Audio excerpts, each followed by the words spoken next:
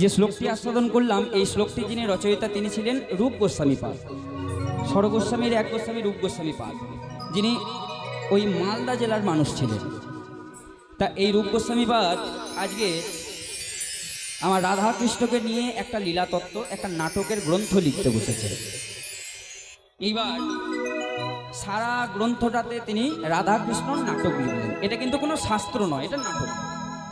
এইবার লেখা হয়ে যাওয়ার পরে দেখে বাস্তব জগতের কোনো গ্রন্থ যখন আমরা দেখি, প্রথম 2-3টে পাতা উল্টালি, তার পরের পাতাতে একটা উৎসর্গপত্র লেখা থাকে যে আমি আমার প্রিয় অমুককে এই গ্রন্থটি উৎসর্গ করলাম। এবার রূপ গোস্বামী পাদ তিনি যখন এই গ্রন্থটি পুরোটা লেখা হয়ে গেল, তখন তিনি চিন্তা করলেন যে আমার প্রিয় কে আছে, আমি এমন কে আমার প্রিয় যাকে আমি এই গ্রন্থটি উৎসর্গ করতে পারি। তা তিনি মনে মনে চিন্তা করলেন যে আমার প্রিয় তো একজনই, তিনি হলেন চৈতন্য মহাপ্রভু। তা আমি এই গ্রন্থটি আমার চৈতন্য মহাপ্রভুকে উৎসর্গ করব। আর এই উৎসর্গ করতে গিয়ে এত সুন্দর শ্লোকটি তিনি লিখে দিলেন। এই শ্লোকটি বর্তমানে আমরা চৈতন্য মহাপ্রভুর প্রণাম মন্ত্র হিসেবেও জানি। কি বলা হলো শ্লোকে, আমরা একটু দেখিনি ছোট্ট করে। শ্লোকের প্রথমেই বলা হলো আনন্দ লীলাময় বিগ্রহায়, অর্থাৎ আমার চৈতন্য মহাপ্রভুর দুটো বৈশিষ্ট্যের কথা বলা হলো। এবার মহাপ্রভু যিনি কিনা এই কলিযুগ পাবন অবতার শচীনন্দন গৌরহরি, তার দুটো বৈশিষ্ট্য কি কি? প্রথমেই শাস্ত্রে বলা হলো আমার মহাপ্রভু হলেন আনন্দময়। এইবার এই যে মহাপ্রভু আনন্দময়, তিনি কিন্তু এমনি যা খুশি আনন্দময় নয়। তার আনন্দটা সবসময় প্রকৃত আনন্দ হবে। এমন নয় যে তিনি নিজে আনন্দ পেয়ে গেলেন, অপরকে নিরানন্দ দান করলেন, সেটা কিন্তু প্রকৃত আনন্দ হবে না। মহাপ্রভু যেরকম আনন্দময়, সেটা হচ্ছে প্রকৃত আনন্দ। এবার মায়েরা বলো দেখি, প্রকৃত আনন্দ কাকে বলে? বলো, প্রকৃত আনন্দ কাকে বলে? আচ্ছা, আমি বাবাদেরকে জিজ্ঞাসা করি, বাবারা পাড়ার কোণে বা পাড়ার ক্লাবে তাস খেলো তো? তাস খেলো? আচ্ছা, এই দেখো, এইবার মায়েদেরকে প্রশ্ন করি, বাবারা এই যে ক্লাবে ক্লাবে গিয়ে তাস খেলে, এটা তোমাদের ভালো লাগে? ভালো লাগে? ভালো লাগে না বলো? তাহলে দেখো আনন্দটা কেমন হলো। বাবারা নিজেরা তাস খেলছে, তারা নিজেরা এই তাস খেলে আনন্দ পাচ্ছে, তাদের নিজেদের আনন্দ হচ্ছে, কিন্তু দেখো তোমাদের আনন্দ হচ্ছে না। মানে নিজে আনন্দ পেলো কিন্তু অপরকে নিরানন্দ দান করা হলো। আবার দেখো, একটা আমার বাবাদের দিয়ে বললাম, একটা তোমাদের দিয়ে বলি, এবার নাহলে বাবার আবার রাগ করবে পরে। তোমরা ঘরে সন্ধ্যাবেলায় সিরিয়াল দেখো তো? আজকে সন্ধ্যাবেলায় দেখছিলে? আচ্ছা, এইবার বাবাদেরকে জিজ্ঞাসা করি, এই যে মায়েরা সিরিয়াল দেখে, তোমাদের কি খুব ভালো লাগে? যে মায়েরা সন্ধে বেলায় পরপর সিরিয়াল দেখে, কি ভালো লাগে? খুব ভালো লাগে? শোনো মায়েরা, একটা কথা বলি, বাবারা যদি ভালো নাও লাগে, বাবারা জীবনে বলতে পারবে না। বাবাদের অত সাহস এখনো পর্যন্ত হয়নি। ভালো না লাগলেও বাবা চুপ করে সহ্য করতে হয়। হরি বল, জয় নিতাই। তাহলে দেখো, তোমরা সিরিয়াল দেখে নিজের আনন্দ পাচ্ছ, কিন্তু বাবারা প্রত্যক্ষ পরোক্ষভাবে দুঃখ পাচ্ছে। এগুলো কিন্তু প্রকৃত আনন্দ নয়। কিন্তু আজকে দেখো, এইখানে একটা হরিসভা গড়পা হরিবাসরে এত সুন্দর হরিসভার আয়োজন করা হয়েছে। আমি এখানে কীর্তন পরিবেশন করতে এসছি, আমি নিজে আনন্দ পাচ্ছি। তোমরা কীর্তন শ্রবণ করতে এসছো, তোমরা আনন্দ পাচ্ছ। যারা শ্রবণ করবে না বলে দূর দিয়ে চলে যাচ্ছে, মাইকের আওয়াজ তাদের কর্ণমূলে প্রবেশ করে প্রত্যক্ষ পরোক্ষভাবে তারাও আনন্দ পাচ্ছে। এই তো হলো প্রকৃত আনন্দের সন্ধান। নিতাই গৌর হরি বল। তাহলে আমার চৈতন্য মহাপ্রভুর প্রথম বৈশিষ্ট্য কি না? তিনি হলেন আনন্দময়। এরপরে দ্বিতীয় বৈশিষ্ট্য বলা হলো তিনি হলেন লীলাময়। আমার মহাপ্রভু যিনি কিনা আমার কৃষ্ণের অবতরী, শুধু মহাপ্রভু বলে নয়, মহাপ্রভু কৃষ্ণ, রামচন্দ্র, নারায়ণ, আমরা যাদেরকেই দেখি তারা তাদের জীবনে যা কিছু করুক না কেন, সেগুলো কিন্তু লীলা। যেমন আমার হলো পৈতে বা আমার হলো বিয়ে, আমার বিয়ে যখন হলো এটা কিন্তু একটা সাধারণ ঘটনা মাত্র, কিন্তু যখন চৈতন্য মহাপ্রভুর বিবাহ হচ্ছে তখন সেটা কিন্তু একটা লীলা। আমি কয়েকজন বন্ধু মিলে এই যে আমার গানের দলটা নিয়ে একসাথে সুরধ্বনি গঙ্গার তীরে গিয়ে উদ্দণ্ড নৃত্য করতে করতে কীর্তন করতে লাগলাম। এটা কিন্তু নিছক একটা ঘটনা। কিন্তু আমার চৈতন্য মহাপ্রভু তিনি যখন তার দলবল নিয়ে কীর্তন করলেন, খোল করতাল সঙ্গে নিয়ে, তখন সেটা কিন্তু হয়ে গেল লীলা। ভগবানের সাথে আমাদের এটাই পার্থক্য, ভগবান তার জীবনে যা কিছু করেন সেগুলো হচ্ছে লীলা, আর আমরা যেগুলো আমরা মানুষ হয়ে যা জীবনে সারা জীবনে আমরা যা যা করি এগুলো কিন্তু নিছকই একটা ঘটনা মাত্র। তাহলে মহাপ্রভু দেখুন দুটো বৈশিষ্ট্য পেলাম, একটা কি না তিনি হলেন আনন্দময়, আর একটা দ্বিতীয় হলো তিনি হলেন লীলাময়। আর এই দুটো বৈশিষ্ট্যের পরই ওই শ্লোকে আবার বলে দেওয়া হলো যে মহাপ্রভুকে দেখতে কেমন। মহাপ্রভুর যে রূপ এত সুন্দর যে তিনি দুটি বাহু তুলে দাঁড়িয়ে রয়েছেন, তিনি দেখতে কেন? কি বলা হলো না, হে মাভ দিব্য ছবি সুন্দরায়, হেম আবহকে যদি আমরা একটু ভেঙে দিই, হেমযুক্ত আবহ, হেম মানে হচ্ছে সোনা। শ্লোকে ব্যাখ্যাতে বলা হলো যে মহাপ্রভুর গায়ের বর্ণটা কেমন না কাঁচা সোনার মতো, আর তাকে দেখতে কেমন লাগে না দেখতে একটা দিব্য পুরুষের মতো লাগে। দিব্য পুরুষটা কিরকম? এই পৃথিবীতে দিব্য পুরুষ মানে একমাত্র পুরুষ যদি কেউ থেকে থাকে সেটা কিন্তু হলো আমার পরমেশ্বর শ্রীকৃষ্ণ গোবিন্দ ভগবান। কেন বললাম? এই যে আমরা নিজেরা বড় বড়াং করে বলি যে আমরা হলাম পুরুষ, দেখবে আমাদের ঘরের বাবারাও বলে মায়েদেরকে অনেক সময় যে আমরা পুরুষ জাতি, আমাদেরকে কি বলতে আসছো, আমরা ছেলে। কিন্তু শাস্ত্রে বলা হয়েছে সত্য সত্যবান পুরুষ একজনই, তিনি হলেন অনাদিরাদি গোবিন্দ। তার একটা প্রমাণ আছে। কি প্রমাণ? আমরা যখন আমরা খালি গায়ে থাকি মানে পুরুষরা, আমরা দেখব আমাদের বক্ষ যুগলের মধ্যে দুই দিকে দুটো স্তন চিহ্ন রয়েছে। কিন্তু যিনি প্রকৃত ভগবান হবেন, প্রকৃত পুরুষ হবেন, তার বক্ষ যুগলে কখনো স্তন চিহ্ন থাকতে পারে না। এটা হলো একটা বৈশিষ্ট্য চেনার। আমরা এই মূর্তিতে জানি না করেছি কিনা, কারণ যিনি মূর্তি তৈরি করেন তার পর্যাপ্ত জ্ঞানের যদি অভাব থাকে তিনি অবশ্যই বক্ষ যুগলে স্তনচিহ্ন করতে পারেন। কিন্তু যেখানে সত্যিকারের মূর্তি, প্রতিষ্ঠিত মূর্তি থাকে, দেখবেন একটু লক্ষ্য করে দেখবেন অনাদিরাদি গোবিন্দের যে মূর্তি, সেই মূর্তিতে বক্ষ যুগলে কোনো স্তনচিহ্ন নেই। এটাই হলো তিনি প্রকৃত পুরুষ, এটা তার একটা প্রমাণ। তাহলে আমার মহাপ্রভুকে দেখতে কেমন? আর তিনি হলেন দিব্য পুরুষের মতো। তাহলে এই যে তিনি আনন্দময়, এই যে তিনি লীলাময়, তাকে দেখতে দিব্য পুরুষের মতো, তার গায়ের বর্ণটা কাঁচা সোনার মতো, এগুলো আমরা জানবো কেন? এই শ্লোকই এই উত্তরটাও দিয়ে দেওয়া হলো যে এগুলো আমাদের জেনে লাভ কি? হোক না তার গায়ের বর্ণ সোনার মতো হোক, তিনি কীর্তন প্রচার করুন, তিনি আনন্দময় হোক, লীলাময় হোক, তাহলে আমরা এগুলো কেন জানবো না? কেন জানবো না? তিনি আমাদের অতি মূল্যবান কিছু সম্পদ দান করেছেন, দিয়ে গেছেন। সেটা কি না? তস্মৈ মহাপ্রেম রসপ্রদায়, অর্থাৎ মহাপ্রেম আর মহারস। যা চির গোলকে গোপনে ছিল সেই ব্রহ্মার বাঞ্ছিত ধন, ইন্দ্রের বাঞ্ছিত ধন, শিবের বাঞ্ছিত ধন, যা তারা সেধে সেধে যেচে কোনোদিন পায়নি। তারা চেয়েছিল প্রভুর কাছে যে প্রভু ওই বৃন্দাবনের প্রেমরস একবার আমাদের দান করুন। তিনি সরাসরি না করে দিয়েছিলেন যে না, এই প্রেমরস আমি দিতে পারবো না। তার কারণটা কি? এটা হলো আমার নিজের সম্পদ। আর সেই সম্পদকেই চৈতন্য মহাপ্রভু কতটা কৃপাময় দেখুন, তিনি সেধে সেধে যেচে দিয়ে গেলেন। আমরা কিন্তু চাইনি, আমরা কোনোদিন ভগবান কৃষ্ণকে, অন্তত কলির জীবের মানুষ, আমরা কোনোদিন বলিনি যে প্রভু আসো, এসো এই ধরাধামে এসে অবতীর্ণ হয়ে আমাদেরকে উদ্ধারের পথ বলে যাও। আমরা কিন্তু কেউ চাইনি। চৈতন্য মহাপ্রভু তিনি নিজে এই ধরাধামে নেমে এসে কৃপা করে সেধে সেধে যেচে নাম দিয়ে গেলেন। নামটা কেমন করে দিলেন না? মহাপ্রভু হরিদাস আর নিতাই চাঁদকে বলে দিয়েছিলেন যে শোনো দাদা, তোমরা এই কলিযুগের প্রত্যেকটি জীবের দ্বারে দ্বারে যাবে, দ্বারে দ্বারে গিয়ে নাম দেবে। যদি তারা নেয় ভালো, যদি না নেয় তার হাতে পর্যন্ত ধরবে। আচ্ছা, এই হাতে ধরার পরে যদি নাম নিল তো ভালো, তারপরে যদি নাম না নেয় তুমি তার পায়ে পর্যন্ত পড়বে, কিন্তু নামটা দিয়ে আসবে। এতটা কৃপাময়, এতটা করুণাময় তিনি ছিলেন। তাহলে তিনি কি দিয়ে গেলেন আমাদের? তস্মৈ মহাপ্রেম রস প্রদায়। আর তিনি কে না? চৈতন্য চন্দ্রায় নমো নমস্তে। এই মহাপ্রভুকে দেখবেন আমরা অনেক নাম জানি মহাপ্রভু, কিন্তু তারপরেও তার একটা খুব ভালো সংস্কারযুক্ত নাম আছে, সেটা হলো শচীনন্দন গৌরহরি। এই নামটা কেন বলা হয় বলুন তো? এই দেখুন শাস্ত্রে বলা হলো, এক ভক্ত চিন্তা করেন মনে মনে যে মহাপ্রভুর এত নাম তো রয়েছে, কিন্তু আমি কিন্তু শচীনন্দন বলেই ডাকবো। কেন না? যে মা, যে শচী দেবী এত সুন্দর একটা রত্ন কলির জীবকে এই যে উপহার দিয়েছেন, তাহলে সেই মাকে একটা প্রণাম জানাবো না? দেখবেন সন্তান যদি ভালো হয় তার কৃতিত্বটা সবার প্রথমে তার মায়ের কাছেই যায়। ঠিক একইভাবে তিনি চিন্তা করলেন এক ভক্ত যে প্রভু,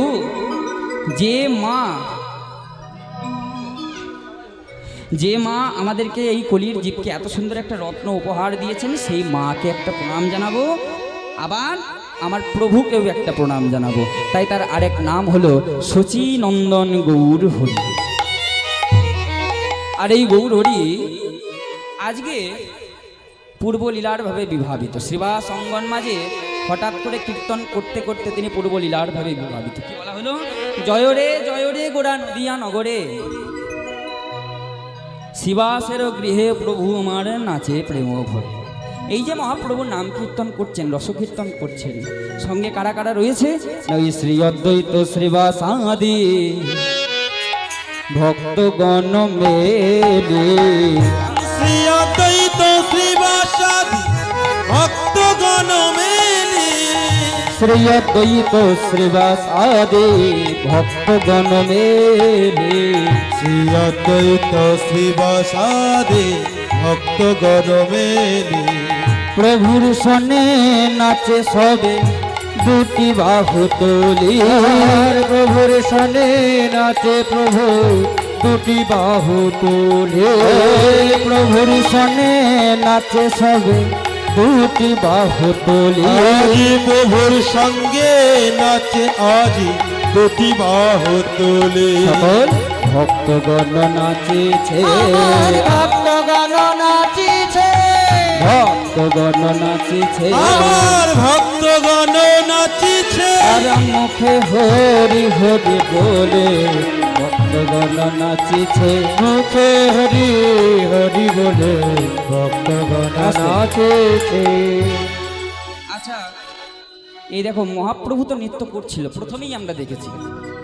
এখন কি বলা হলো? মহাপ্রভুর ভক্তগণ নৃত্য করছে। তা আজকে এই স্থানে মহাপ্রভুর ভক্তগণ কারা? তোমরা তোমাদের বুদ্ধি থেকে বলো দেখি। আজকে হ্যাঁ, এই তো মা বলে দিয়েছে, আজকে এই স্থানে মহাপ্রভুর ভক্ত বা পার্শ্ববৃন্দ হলাম আমরা সকলে। তাহলে হ্যাঁ আমরা, বাহ, এই তো বাহু তুলেই দিয়েছে বাবা একবারে, হরি বল হরি বল, একদম হরি বল হরি বল। তাহলে আজকে শুধু চৈতন্য মহাপ্রভু শ্রীবাস অঙ্গনে নৃত্য করছেন ভক্তবৃন্দ সঙ্গে করে তা নয়, আজকে আমি আপনারা প্রত্যেকে মিলে সেই নৃত্য কীর্তনে রসকীর্তনে মাতব, সকলে মিলে সেই নাম বলবো যা মহাপ্রভু নিত্যই বলে থাকতেন। ভজ শ্রী কৃষ্ণ কহ শ্রী কৃষ্ণ লহ শ্রী কৃষ্ণের নাম রে, ভজ শ্রী কৃষ্ণ কহ শ্রী কৃষ্ণ লহ শ্রী কৃষ্ণের নাম রে, ভজ শ্রী।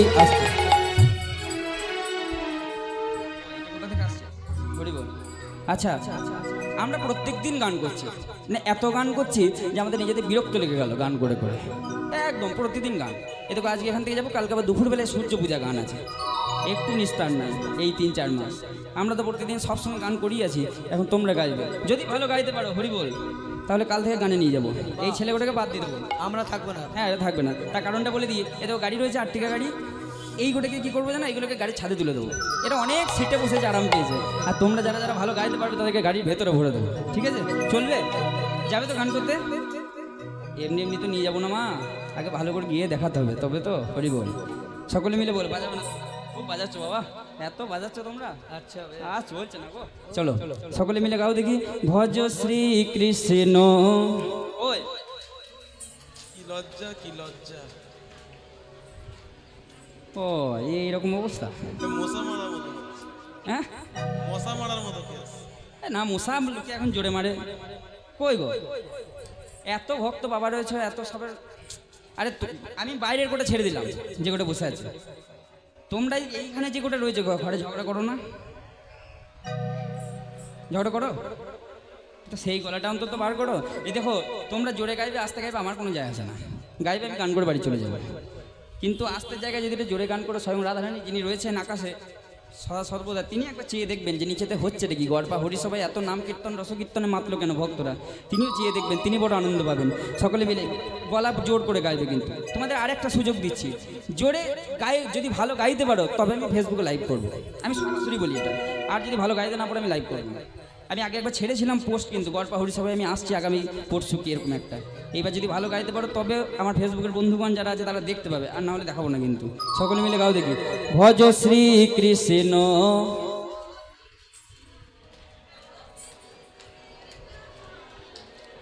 এইরকম অবস্থা কেন গো? ও দাদা গাও, এখনই হাত তুলছিলে, গানটা করো। তোমরা গাইবে তবে ভেতরগুলো গাইবে। আরো দেখো দেখি, শেষে ভজন গাও, তখন ভজনে নাচবে, ঠিক আছে? আর এইখানে গাও, এত সুন্দর গান করাচ্ছি, গাও সকলে মিলে করতালি দিয়ে। ভজ শ্রী কৃষ্ণ কহ শ্রী কৃষ্ণ লহ শ্রী কৃষ্ণের নাম রে, ভজ শ্রী কৃষ্ণ কহ শ্রী কৃষ্ণ লহ শ্রী কৃষ্ণের নাম রে। যে জনা শ্রী কৃষ্ণ ভজে সে হয় আমার প্রাণ রে। জনা শ্রী কৃষ্ণ ভজে সে হয় আমার প্রাণ রে।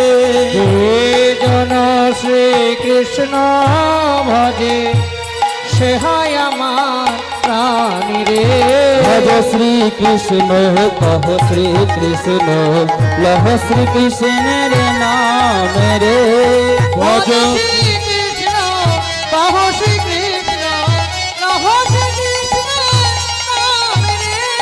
ভজ শ্রী কৃষ্ণ নহ শ্রী কৃষ্ণ কহ শ্রী কৃষ্ণের নাম রে। আস্তে আস্তে এই দেখো তোমরা গাইলে না তো, আমার মনটা দুঃখে ভরিয়ে দিলে গো।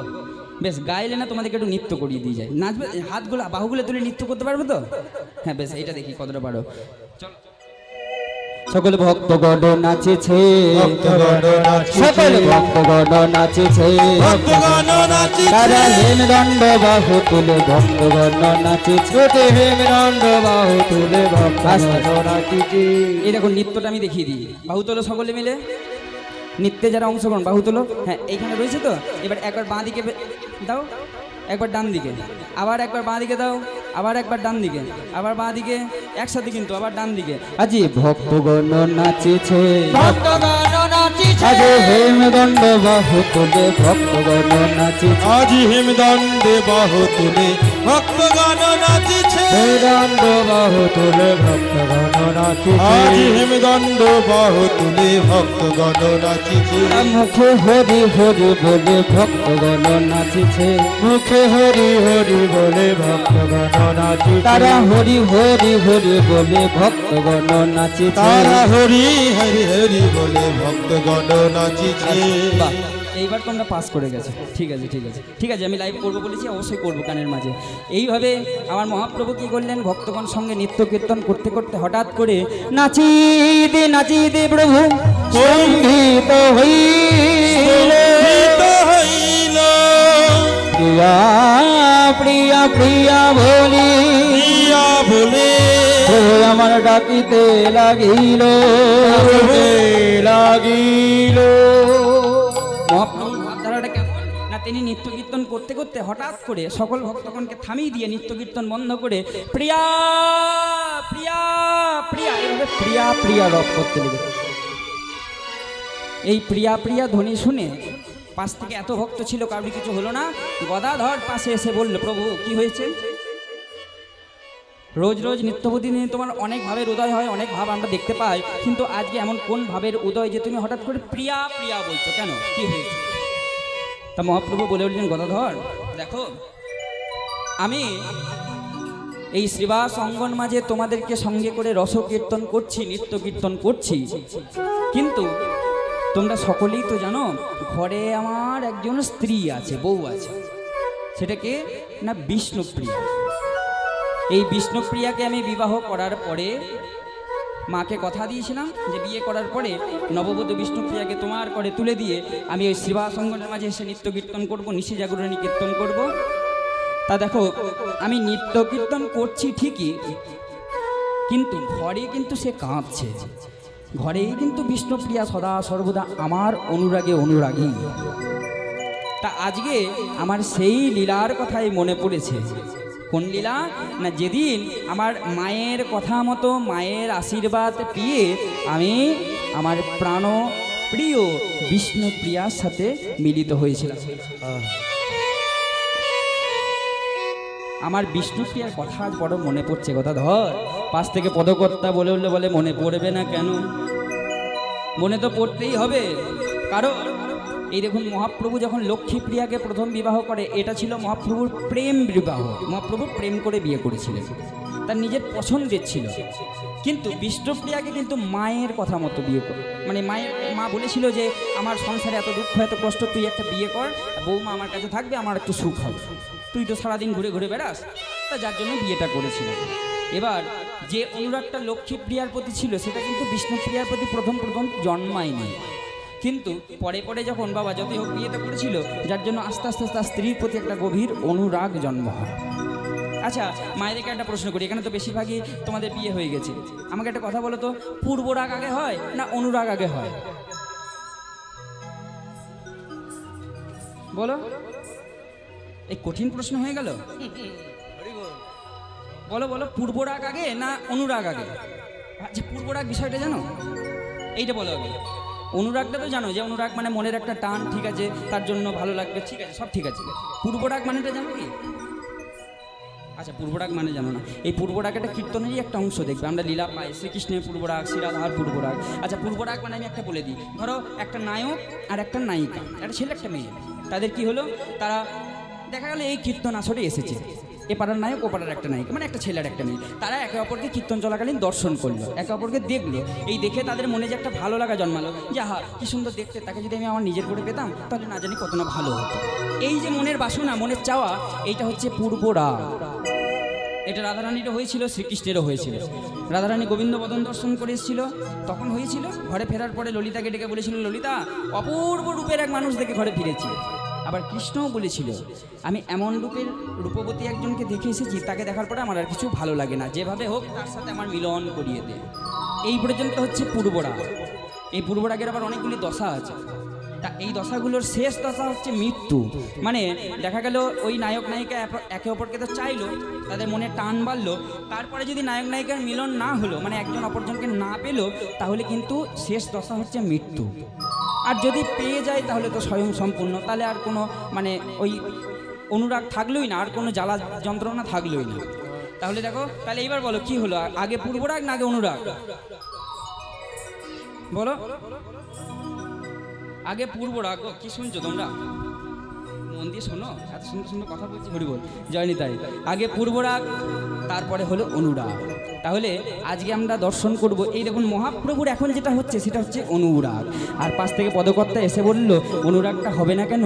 মহাপ্রভু বিষ্ণুপ্রিয়ার কথা যে মনে মনে ভাবছে, ওই বাসুদেব ঘোষ কহে করয়ে বিলাস, বাসুদেব ঘোষ কহে করল বিলাস, ওই বাসুদেব ঘোষ কহে করয়ে বিলাস, বাসুদেব ঘোষ কহে করয়ে বিলাস, শুভ বিবাহের ভাব গোরা করিলা প্রকাশ, বিবাহের ভাবে গোরা করিলা প্রকাশ, শুভ বিবাহের ভাব গোরা করিলা প্রকাশ, বিবাহের ভাবে গোরা করিল প্রকাশ, প্রকাশ যে করিল, লীলা প্রকাশ যে করিল, লীলা প্রকাশ যে করিল, প্রকাশ করিল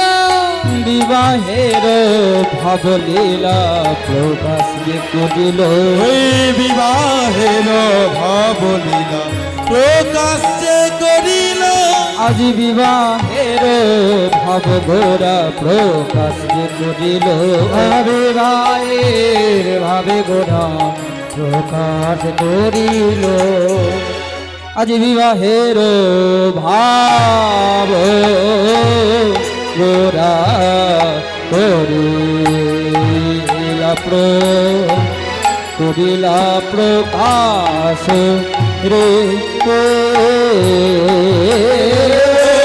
রে, বিবাহের ভাব গোরা করিল প্রকাশ রে, বিবাহের ভাবে গোরা করিল প্রকাশ হে, বিবাহের ভাব গোরা করিল প্রকাশ রে, বিবাহের ভাব গোরা করিল প্রকাশ হে,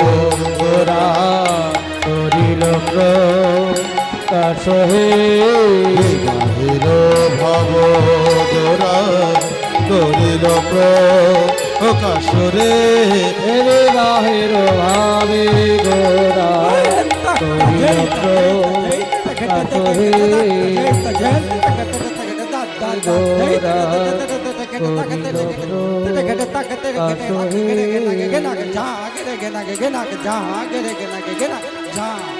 গোরা বিবাহের ভাবে গো সোহে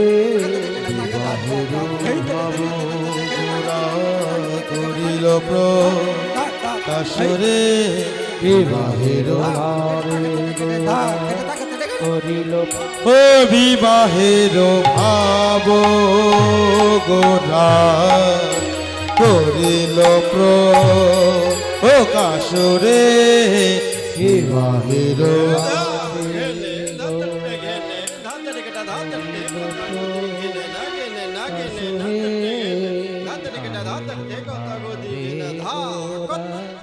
করিল প্রকাশহে বিবাহের ভাবে গোরা করিল প্রকাশহে